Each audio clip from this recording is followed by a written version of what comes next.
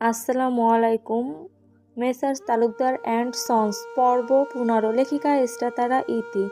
রাত্রির সময় তখন 3টা। মন্দিরাকে বড়ইতলা ওর পিস্তুত মামার বাড়িতে পাঠিয়ে অসীম খবর পাঠালেন মৃণাল কর্মকারের কাছে।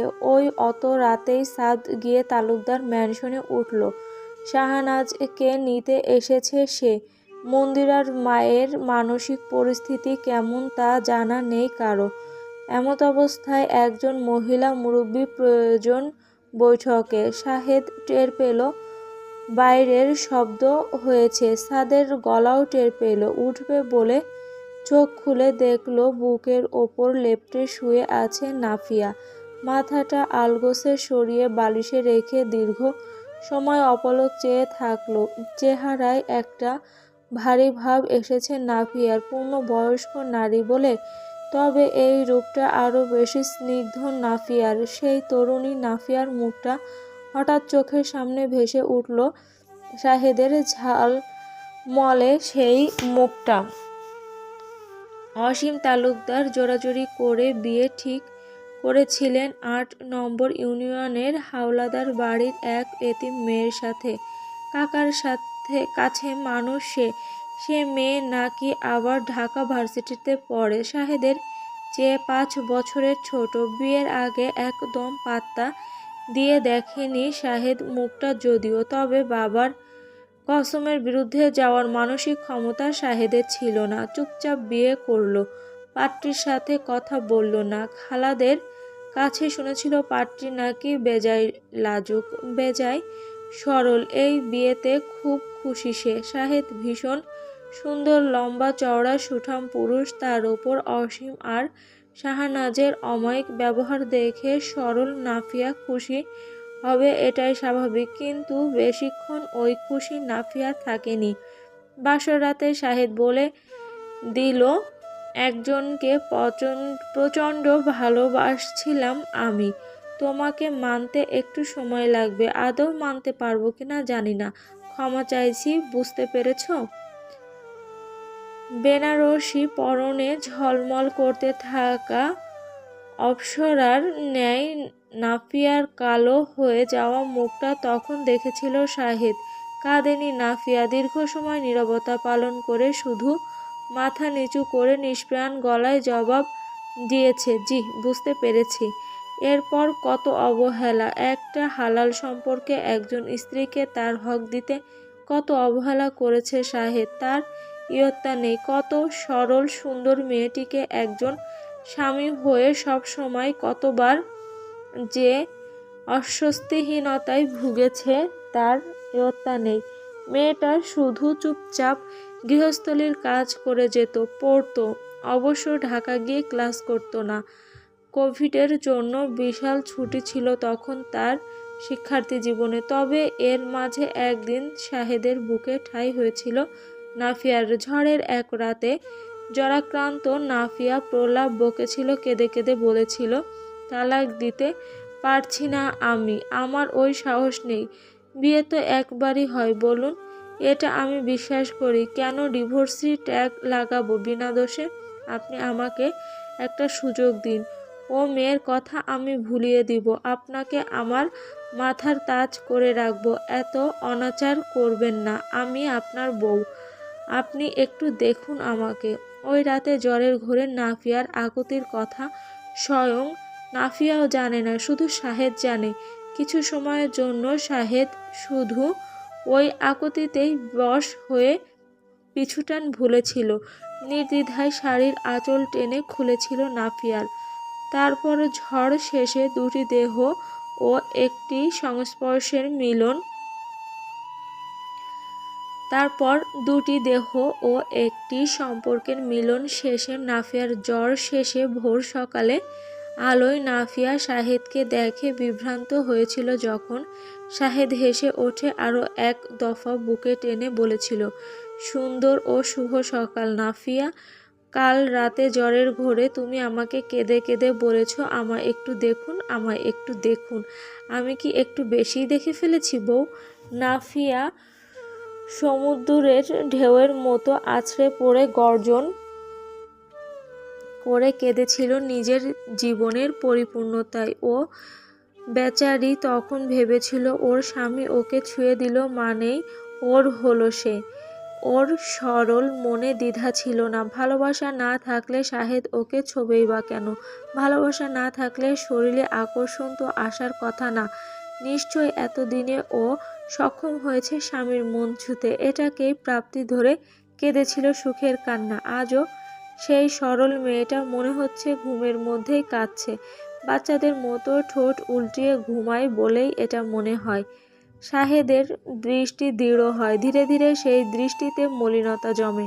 রাতের নিস্তব্ধতায় চুল খামচে ধরে হাহাকার করে ওঠে।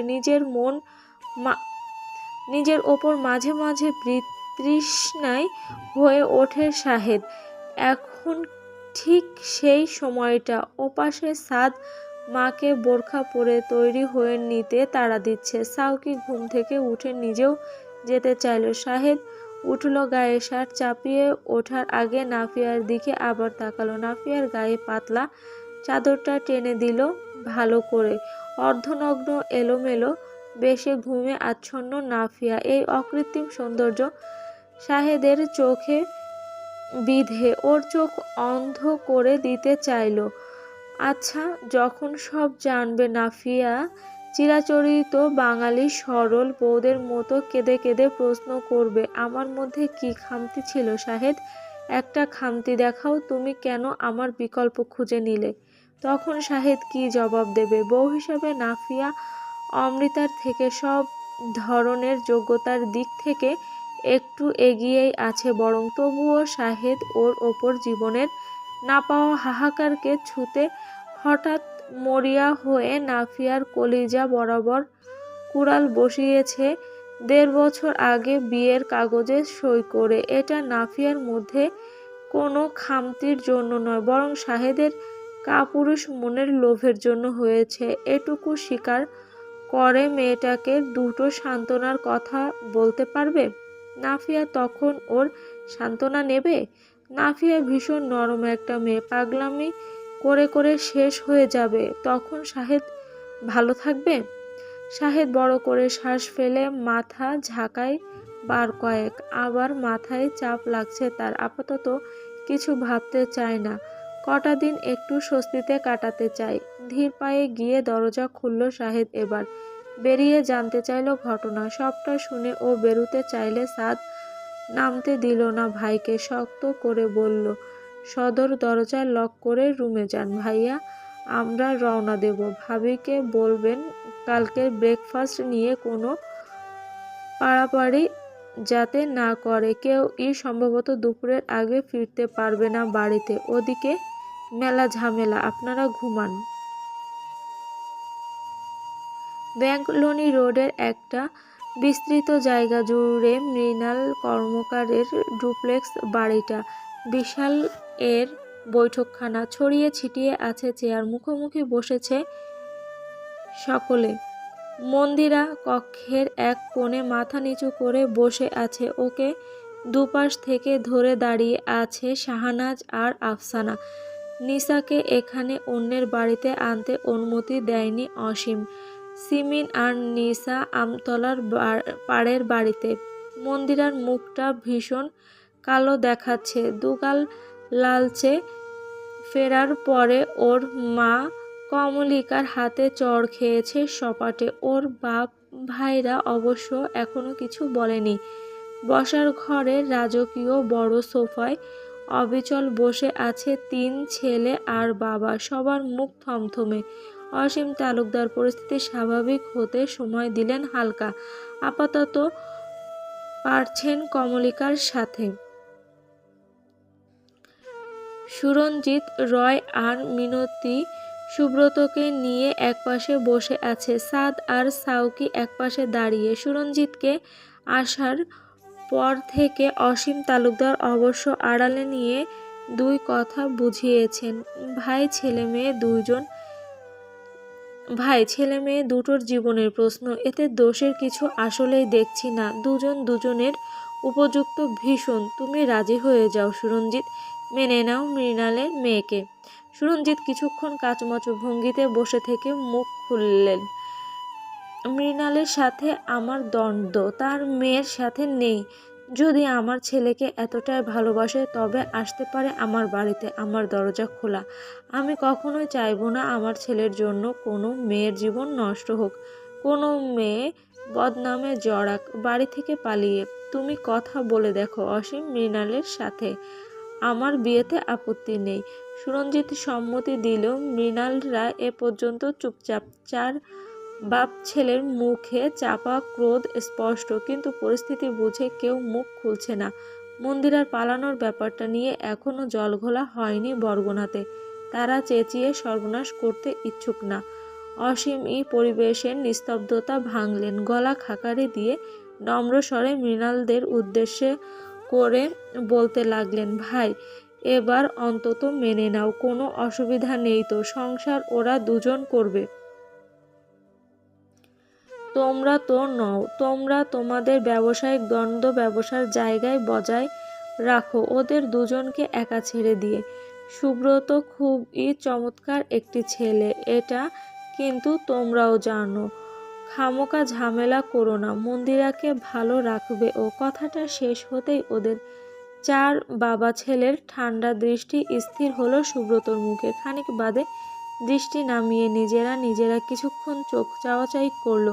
মৃণাল যেন চোখের ইশারায় ছেলেদের কিছু বলল। পরপর অসীমকে খুব আন্তরিক গলায় প্রশ্ন করলো, এখন কি করব তবে তুমিই বলো।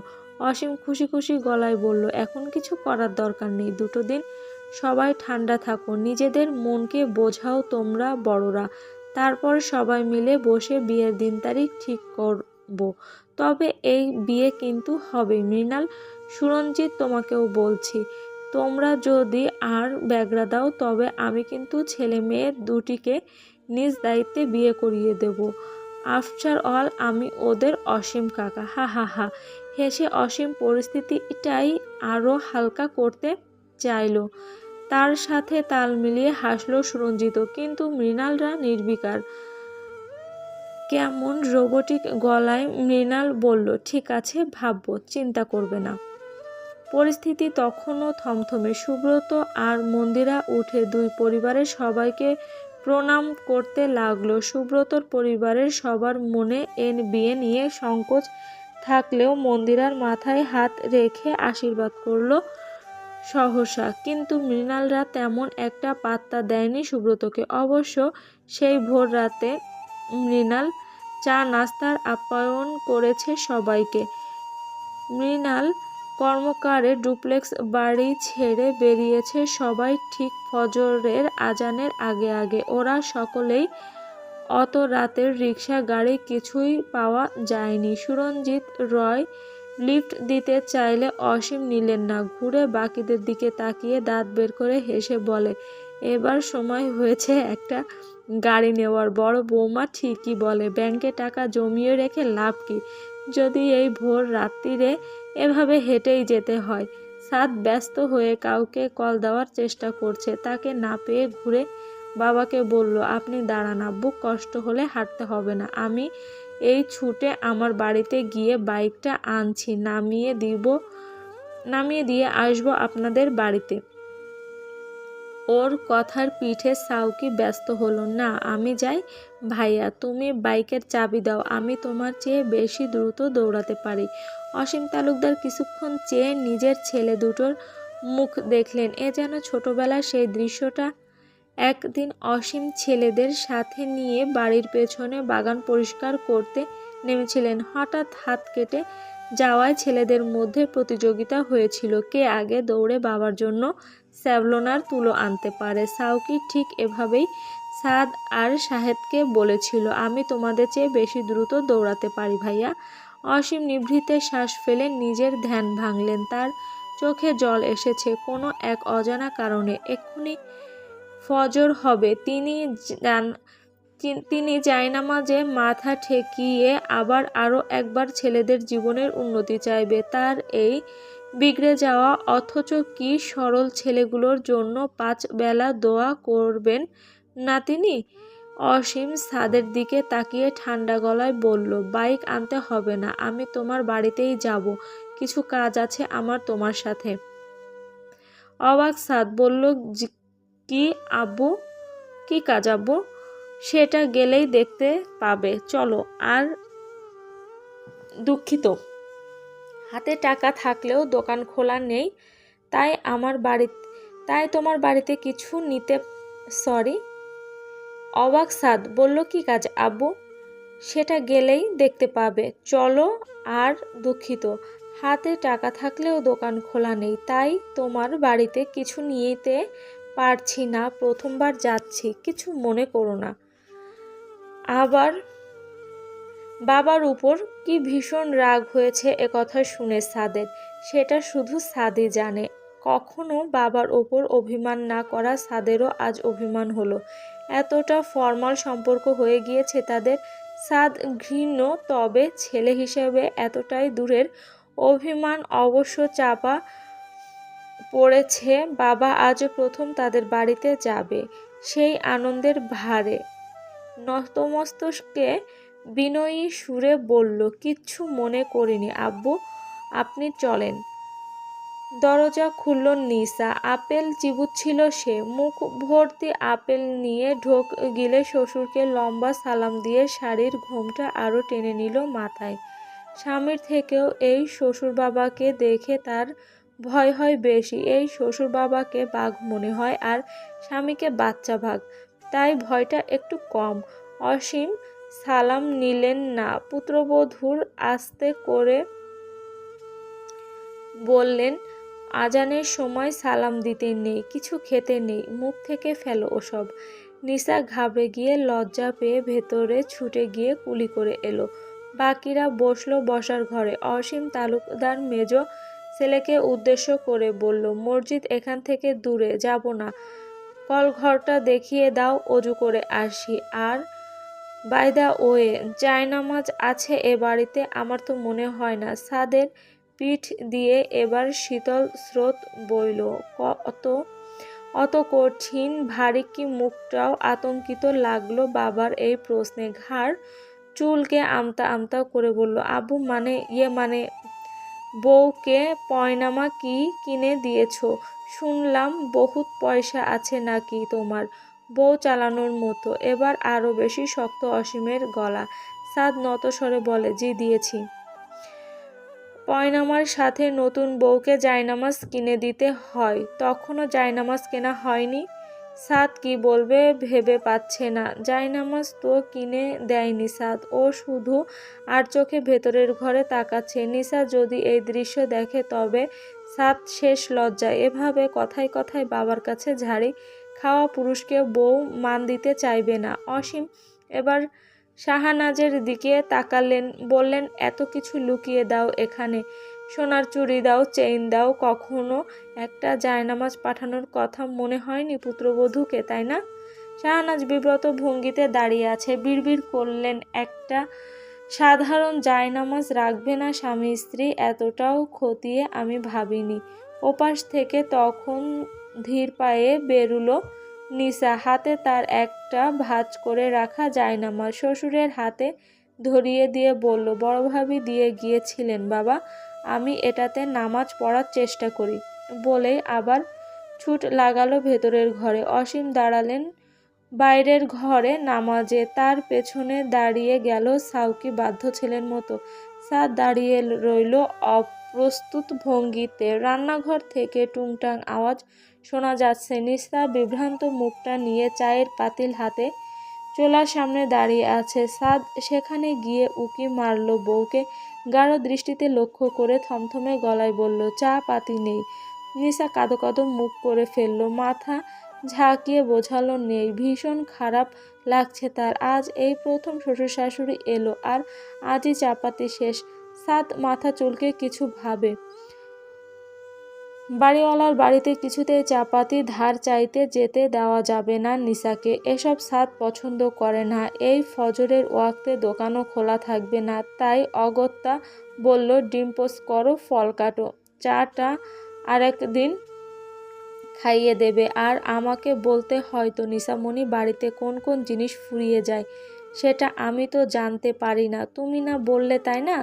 তুমি কি ঘরে এসে আমি কি ঘরে এসে বয়ম হাতাহাতি করব সবসময়? নিশা একটু মন খারাপ করে ফেলল। কথাটা একটু বাঁকা করে বলেছে এই লোকটা।